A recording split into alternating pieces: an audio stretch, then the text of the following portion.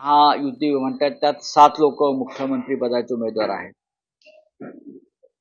माननीय उद्धव ठाकरे यांनी या राज्याचे मुख्यमंत्री म्हणून जे नेतृत्व केलं संकट काळात, राज्य आणि देश संकटात असताना त्यांनी ज्या पद्धतीने राज्य चालवलं आणि राज्याचं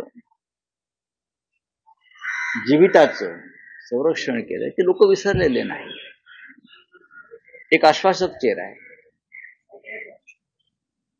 दुसरा असा आहे की संघर्षातून ते पुन्हा उभे राहिले, वारंवार उभे राहतात, फिनिक्स पक्षाप्रमाणे. नरेंद्र मोदी आणि अमित शहा या 2 व्यापाऱ्यांनी गुजरातच्या सत्तेच्या बळावर, पैशाच्या बळावर, दहशतीच्या बळावर हिंदुहृदय सम्राट शिवसेना प्रमुख बाळासाहेब ठाकरे यांची शिवसेना ओरबडून घेतली. आमचं चिन्ह, आमचा पक्ष हा ओरबडून घेतला आणि गद्दारांच्या हातात सोपवला. त्यांना वाटलं नेतृत्व संपेल, शिवसेना संपेल. पण त्या संकट काळात सुद्धा माननीय उद्धव ठाकरे साहेब जिद्दीने उभे राहिले. त्यांनी आपला पक्ष नव्याने उभा केला.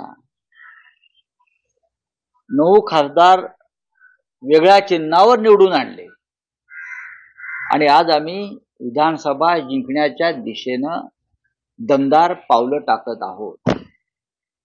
हे सोपं नाही. या राज्याची जनता माननीय उद्धव ठाकरे यांच्या पाठीशी उभी राहिली. या राज्याच्या जनतेने जे बाळासाहेब ठाकरेंवरती प्रेम केलं, हिंदुहृदय सम्राट बाळासाहेब ठाकरेंवर, तेच प्रेम ते उद्धव ठाकरे यांच्यावर करतात. त्याच्यामुळे गुजरातमधून औरंगजेबाचे किती चेले चपाटे आले गुजरातमधून, तरी त्यांना